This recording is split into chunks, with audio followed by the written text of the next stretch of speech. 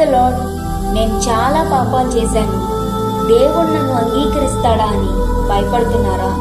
అయితే ఈ స్త్రీ కన్నీళ్ల కథ వినండి. లూకాసు వార్త 7వ అధ్యాయం 36వ వచనం నుండి 50వ వచనం వరకున్న వాక్య భాగాన్ని చదవండి. ఇక్కడ ఒక అద్భుతమైన ఆరాధికురాలి గురించి మనం చూస్తాం. యేసు ఒక పరిసయ్యుని ఇంట్లో భోజనానికి కూర్చున్నప్పుడు ఆ ఊరిలో పాపి అని పేరు పొందిన ఒక స్త్రీ అక్కడికి వచ్చింది.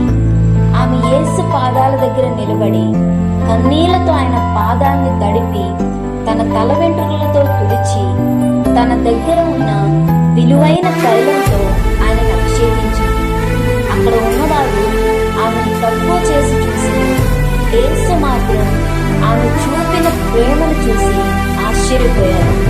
ఎక్కువగా క్షమించబడిన వారు ఎక్కువగా ప్రేమిస్తారు అని ఆయన చెప్పారు.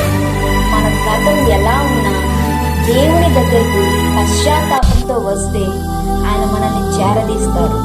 మన ఆరాధన ఆడంబరంగా ఉండనక్కర్లేదు, కానీ అది మన కన్నీటితో నిజాయితీగా కూడినదై ఉండాలి.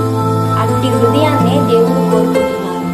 నీ గతం చీకటిగా ఉండవచ్చు, కానీ నీ భవిష్యత్తు ఆయన చేతుల్లో వెలుగుగా మారుతుంది.